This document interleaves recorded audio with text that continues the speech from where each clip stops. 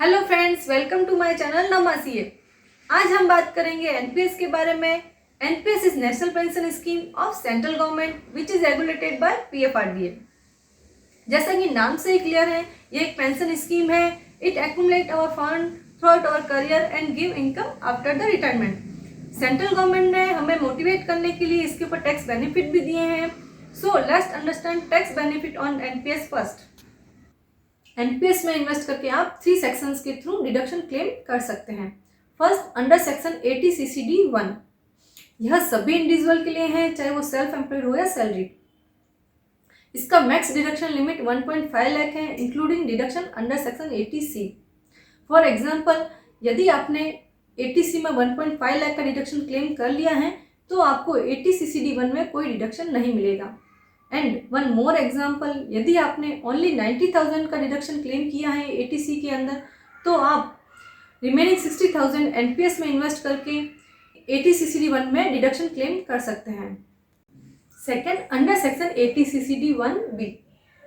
यह भी सभी इंडिविजुअल के लिए एडिशनल टैक्स बेनिफिट है other than 80C and 80CCD1। इसका मैक्स लिमिट 50,000 है। फॉर एग्जाम्पल, यदि आपने 80C एंड 80CCD1 के थ्रू 1.5 लाख का डिडक्शन क्लेम कर लिया है तो भी आप 50,000 का डिडक्शन 80CCD1B के थ्रू क्लेम कर सकते हैं। ये दोनों deduction 80CCD1 and 80CCD1B old tax regime में अवेलेबल है, तो आप न्यू टैक्स रिजिम में इसका कोई भी टैक्स बेनिफिट नहीं ले सकते हैं। And the last, under section 80CCD2। यह केवल कॉर्पोरेट एम्प्लॉयज के लिए है, इसमें आप डायरेक्टली इन्वेस्ट नहीं कर सकते हैं। Only your employer can contribute in this. Now आप सोच रहे होंगे how the employer will contribute, तो मैं आपको बता दूं, काफ़ी सारी कंपनीज ने अपने सैलरी स्ट्रक्चर में एनपीएस को ऐड किया है and they ask their employees at the time of joining और start of financial year that they want to opt for NPS और नॉट। इसका max deduction limit 10% of basic salary plus DA है। For your example, अगर आपका basic salary plus DA 50 lakh rupees है, then you can claim 5 lakh rupees under this section by contributing in NPS through your employer. And the important thing, this tax deduction under section 80CCD2 is available in both the tax regime. Now समझते हैं NPS पर हमें कितना interest मिलता है। In simple way, NPS is kind of hybrid mutual fund जिसका expense ratio 0.01% है and जो कि ECGA एसेट्स क्लास में इन्वेस्ट करता है। ECGA stand for equity, corporate bonds, government securities and alternative investment. पिछले 10 इयर्स का अगर ट्रैक रिकॉर्ड देखा जाए तो एनपीएस का average rate of return is 9 to 12% और हमारा एक्चुअल इंटरेस्ट रेट डिपेंड करेगा हमारे फंड एलोकेशन पे। फंड एलोकेशन हम हमारे रिस्क टेकिंग कैपेसिटी के अकॉर्डिंग कर सकते हैं और फंड एलोकेशन के लिए हमारे पास 2 चॉइसेस है, active choice and auto choice. First choice is active mode. इसमें सब्सक्राइबर के पास फंड एलोकेशन का कंट्रोल होता है, वो अपनी चॉइस के अकॉर्डिंग डिफरेंट एसेट क्लास में फंड का एलोकेशन कर सकता है to make his own assets mix. Her asset class का एक प्री डिफाइंड मैक्सिमम कैप है। इक्विटी का मैक्सिमम कैप 75% है, सीएनजी का 100% एंड अल्टरनेटिव का 5% है। But after the age of 50, equity का मैक्सिमम कैप हर साल 2.5% से डिक्रीज होता है as shown in table. Second choice is auto mode.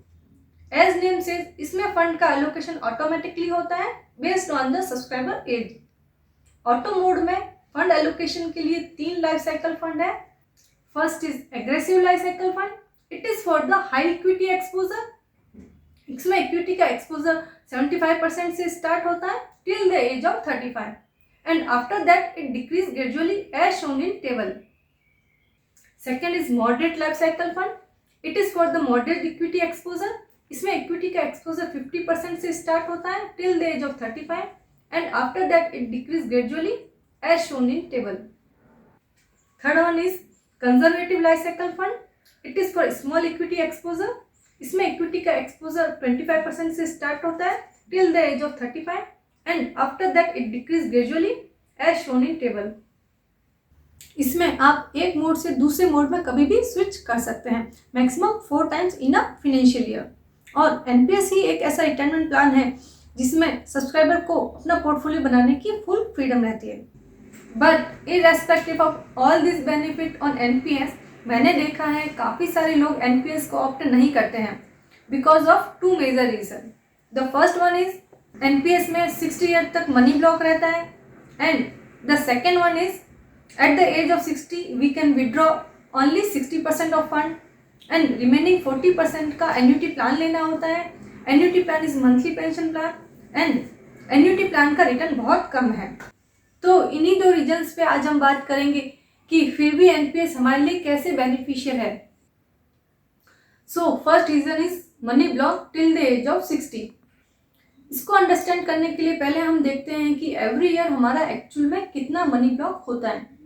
Assume एक सैलरी पर्सन का सीटीसी है 24 लाख, देन उसका according to rule maximum basic salary would be 50%, that is 12 lakh.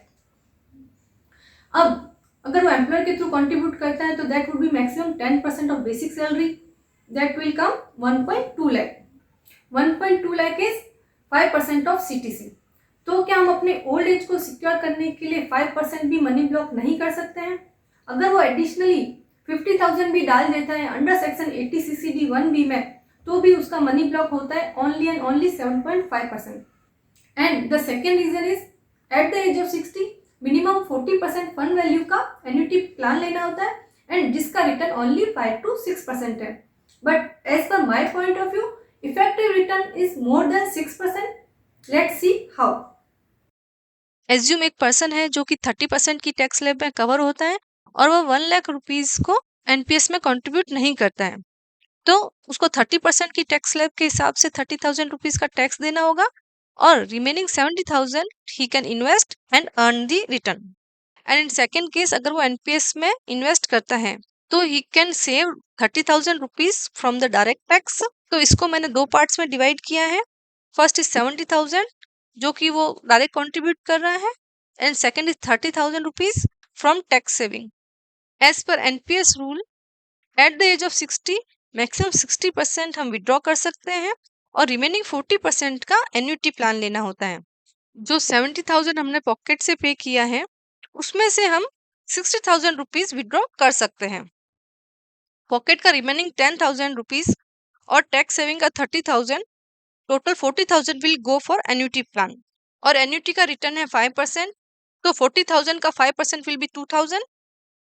Then effective rate of return will be 20%, since here the person is earning 2,000 on contribution of 10,000 from his pocket. अब सवाल आता है कि हमें retirement की planning कब करनी चाहिए. मैक्सिमम लोग अपने करियर की स्टार्टिंग में रिटायरमेंट की प्लानिंग नहीं करते हैं because they think that is too early. And 40 की एज में वो अपनी रिटायरमेंट प्लानिंग के बारे में सोचते हैं and that time they feel that they don't have enough time to save required money for their retirement. Recently Max Life Insurance का एक सर्वे आया है जिसमें 50+ एज के 90% लोगों ने कहा है कि काश उन्होंने अपनी रिटायरमेंट की प्लानिंग जल्दी की होती. नाउ लेट्स अंडरस्टैंड रिटायरमेंट की प्लानिंग जल्दी क्यों करनी चाहिए. This is the NPS trust website जिसमें कि पेंशन कैलकुलेटर दिया है to calculate pension and the lumpsum retirement fund. तो हमें एनपीएस जल्दी क्यों स्टार्ट करना चाहिए समझने के लिए यहाँ हम एक 35 साल के व्यक्ति का और एक 25 साल के व्यक्ति का एग्जाम्पल लेते हैं. इन फर्स्ट केस अगर व्यक्ति की एज 35 है तो the contribution amount is 10,000 per month. He will contribute till the age of 60. Total contribution years 25 years. Rate on investment NPS is giving return of 9 to 12%. So here I am taking 10%, which is fair enough. Purchase of annuity. The person can withdraw maximum 60% amount. Remaining 40 का annuity purchase करना होता है. तो here I am taking 40% for annuity. And annuity rate is 5 to 6%. So here I am taking 6%. Now you can see the result. Total investment done by person is 30 lakh and total corpus generated by the investment is 1 crore 33 lakh. From 1 crore 33 lakhs he can withdraw 60% and the remaining amount will go for purchase of annuity and the monthly pension amount will be 26,000. Now in second case the person age is 25 years. Now the total contribution year is 35 years. All other parameters are same. Now you can see the result. Total investment done by person is 42 lakhs and from this the corpus fund generated is 3 crore 82 lakh. From 3 crore 82 lakhs he can withdraw 60% and the remaining amount will go for purchase of annuity and the monthly pension amount will be 76,000. Earlier it was only 26,000. Now you can see the huge difference between this pension amount also in this corpus fund. Earlier it was 1 crore 33 lakh. Now it is 3 crore 82 lakhs. This is the magic of compounding. So early start is always beneficial for a person. अब बात करते हैं drawbacks की। मेरे point of view से NPS का एक ही drawback है कि यदि आप एनपीएस को अर्ली क्लोज करना चाहते हैं तो eight the time of closing you can withdraw only 20% of your fund value और रिमेनिंग 80% का आपको एन्युटी प्लान लेना पड़ेगा। और यदि फंड वैल्यू 2.5 लाख से कम है then you can withdraw 100%। That's all from my side on NPS. अगर आपको कोई क्वेरी है तो you can mention in comment section. Please like, share and subscribe my video for more updates on ITR and personal finance. Thank you.